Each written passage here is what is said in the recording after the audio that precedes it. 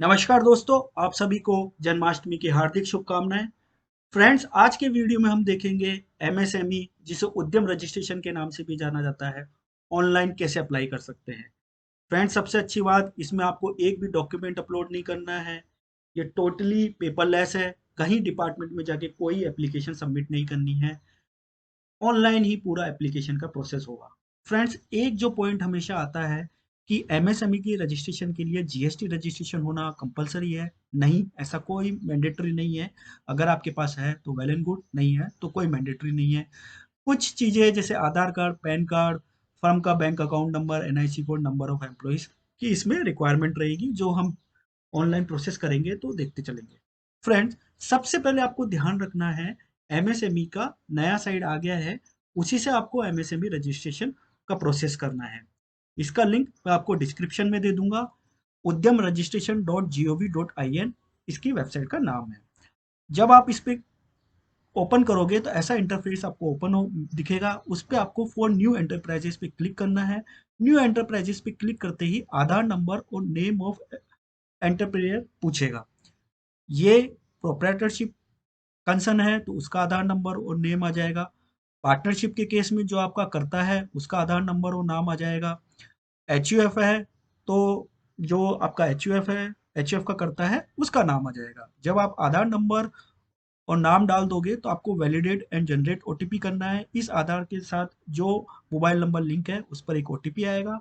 आपको ओटीपी डालना है और प्रोसीड करना है। जब आप प्रोसीड कर दोगे तो ऐसा एक पॉपअप आएगा, your Aadhaar has been successfully verified.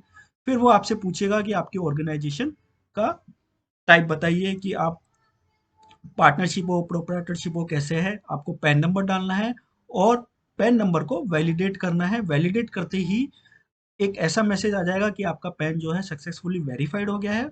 उसके बाद में आपसे दो इन्फॉर्मेशन पूछी जाएगी। पहली इन्फॉर्मेशन कि आपने प्रीवियस फाइनेंशियल ईयर का आईटीआर फाइल किया है या नहीं किया।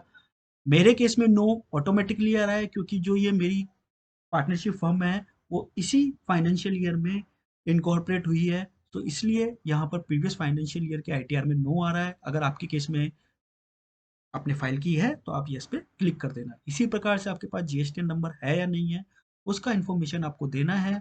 मेरे केस में मैंने एग्जाम्प्ट किया हुआ है, क्योंकि अभी तक मेरी थ्रेशोल्ड लिमिट 20 लाख तक पहुंची ही नहीं है। ऑटोमेटिकली पैन आधार पे जो आपका नाम है वो यहाँ पर आ जाएगा। जैसे ही आप पैन की डिटेल डालोगे, फिर आपको मोबाइल नंबर और ईमेल आईडी डालना है, जिससे कि अगर फ्यूचर कुछ इन्फॉर्मेशन एमएसएमई को भेजनी है तो इस मोबाइल नंबर और ईमेल आईडी पर भेज सकते हो। और आप भी अगर कुछ इन्फॉर्मेशन लेना चाहते हैं तो ये मोबाइल नंबर और ईमेल आईडी पर। फ्रेंड्स, इसके बाद में जो ओनरशिप का परसेंटेज आता है उसमें आपको कुछ नहीं करना है, क्योंकि ये नॉन एडिटेबल है। ये जस्ट एक परसेंटेज शो कर रहा है कि पार्टनरशिप केस में ओबीसी, एससी, एसटी का क्या परसेंटेज है, क्या नहीं है, वो सब ये यहाँ पर ये बताता है। इसमें आपको कुछ नहीं करना है। देन हमको ये बताना है कि हम जनरल है, एससी है, एसटी है या ओबीसी है। कैटेगरी हमें सेलेक्ट करनी है। इसी प्रकार से जेंडर में मेल, फीमेल या अदर को सेलेक्ट करना है कि आपका केस में क्या है। ठीक है। इसी प्रकार से आपको ये बताना है कि कोई स्पेशली एबल्ड पर्सन है या नहीं है, वो आपको यहाँ पर सबमिट करना है।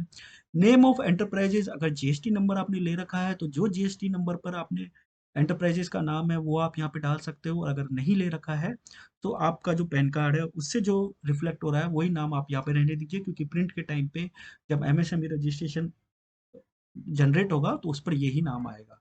देन आपको ये बताना है कि अगर आप कोई आपकी कोई प्लांट यूनिट या गोडाउन है तो उसको आप ऐड यूनिट कर सकते हैं।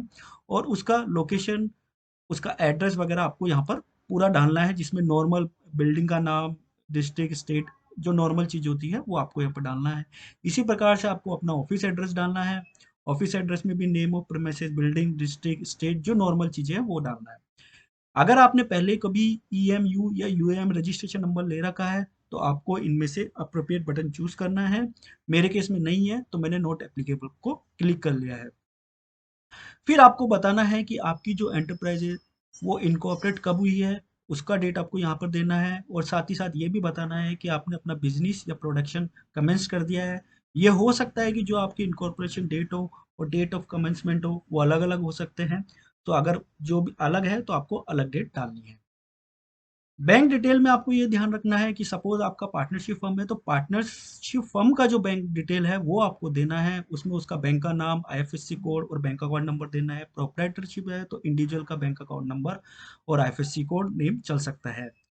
अब आपको 17 में ये सेलेक्ट करना है कि आप मैन्युफैक्चरिंग यूनिट है या आप जैसे ही सर्विसेज में क्लिक करेंगे तो आपके सामने दो एक्टिविटी ओपन हो जाएगी, नॉन ट्रेडिंग और ट्रेडिंग। एमएसएमई का रजिस्ट्रेशन ट्रेडिंग पर्सन को भी मिलने लग गया है, तो इसमें से आप ये देख लीजिए कि आप एमएसएमई में सर्विस के साथ साथ ट्रेडिंग एक्टिविटी भी करते हैं क्या, वो आपको यहाँ पर चेक करना होगा। अब एनआईसी कोड, जो भी आप बिजनेस करते हैं, जो भी आप ट्रेडिंग करते हैं या सर्विसेज करते हैं, उसके अंदर आपको एनआईसी कोड डालना है। तो एनआईसी कोड के लिए अगर आपको आपकी एक्टिविटी का डिस्क्रिप्शन पता है तो आप जस्ट यहाँ पर सिंपल उसको टाइप कर सकते हैं। वो आपको आपकी आपकी एक्टिविटी से रिलेटेड जो भी एनआईसी कोड है वो बता देगा और आपको उसको सिंपली सेलेक्ट करना है। सेलेक्ट करने के बाद में आपको क्या करना है कि वो आपको ये बता देगा कि आपके उस सर्विसेज के अकॉर्डिंगली 2 डिजिट, 4 डिजिट और 5 डिजिट एनआईसी कोड क्या आ रहे हैं। आपको यहाँ पर सिंपली सर्विस सेलेक्ट करना है, फिर आप यहाँ पर सर्च कर सकते हैं। अगर ट्रेडिंग है तो ट्रेडिंग सेलेक्ट करना है, आप यहाँ पर सर्च कर सकते हैं। 2 डिजिट के हिसाब से सर्च कर सकते हैं, 4 डिजिट के हिसाब से सर्च कर सकते हैं और 5 डिजिट पे आपको सेलेक्ट करना है। इसके बाद आप ऐड करेंगे, ऐड करते जाएंगे तो आपकी यहाँ पर वो एनआईसी 2 डिजिट, 4 डिजिट और 5 डिजिट एक्टिविटी ऐड होती जाएगी। आग 19 में आपको ये बताना है कि आपके कितने एम्प्लॉय हैं आपकी फर्म में। मिनिमम एक तो होना ही चाहिए, एक से ज़्यादा है तो आपको ये पूरा बताना है। उसके बाद एक डिक्लेरेशन देना है। देन प्रीवियस फाइनेंशियल ईयर में आपकी रिटर्न एंड डब्ल्यूडीवी कितनी थी प्लांट एंड मशीनरी की, वो आपको यहाँ पर बताना है इन रुपीज़ में। जब आप यहाँ पर बता देंगे तो फिर उसमें से exclusion, cost, pollution control, research and development और इंडस्ट्रियल सेफ्टी ये कितना है वो भी आपको यहाँ पर बताना है। इसी के साथ साथ आपको आपका टर्नओवर भी देना है प्रीवियस फाइनेंशियल ईयर का। मेरे केस में क्योंकि मैंने ये नई एंटिटी है तो कुछ भी नहीं है। इसी के साथ साथ आप अगर अदर पोर्टल पर जैसे जेम पोर्टल, टीआरईडीएस और एनसीएस पोर्टल पर रजिस्टर होना चाहते हैं तो आपको यस या नो सेलेक्ट करना है। मैं नो सेलेक्ट कर रहा हूँ क्योंकि मुझे अभी केवल एमएसएमई का रजिस्ट्रेशन लेना है। डिस्ट्रिक्ट इंडस्ट्रियल सेंट्रल आपके पिन कोड के आधार पर आ जाएगा। Submit and get final OTP लेना है। एक पॉपअप आएगा जो आपसे पूछेगा कि आपने जो मोबाइल नंबर ऐड किया है वो करेक्ट है।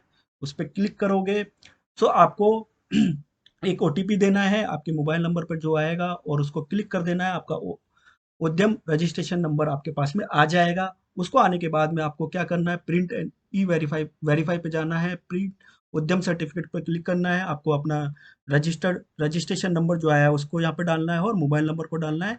वैलिडेट एंड जनरेट ओटीपी करना है और आप ये जो है आपका रजिस्ट्रेशन प्रिंट कर सकते हैं। इसको 1 से 2 दिन लगते हैं आने में। फ्रेंड्स, ये एक पूरा कंप्लीट वीडियो था। अगर आप ये रजिस्ट्रेशन प्रोसेस फॉलो करते हैं तो एमएसएमई का रजिस्ट्रेशन आपको ऑनलाइन मिल सकता है। अलोंग विथ आप उसको प्रिंट और डाउनलोड कर सकते हैं। वीडियो अगर अच्छा लगा हो तो वीडियो को लाइक कीजिए, सब्सक्राइब कीजिए चैनल को, बेल आइकन को प्रेस कीजिए और अपने फ्रेंड्स के साथ में इसको शेयर कीजिए। Till then, happy Janmashtami. जय हिंद, जय भारत, धन्यवाद।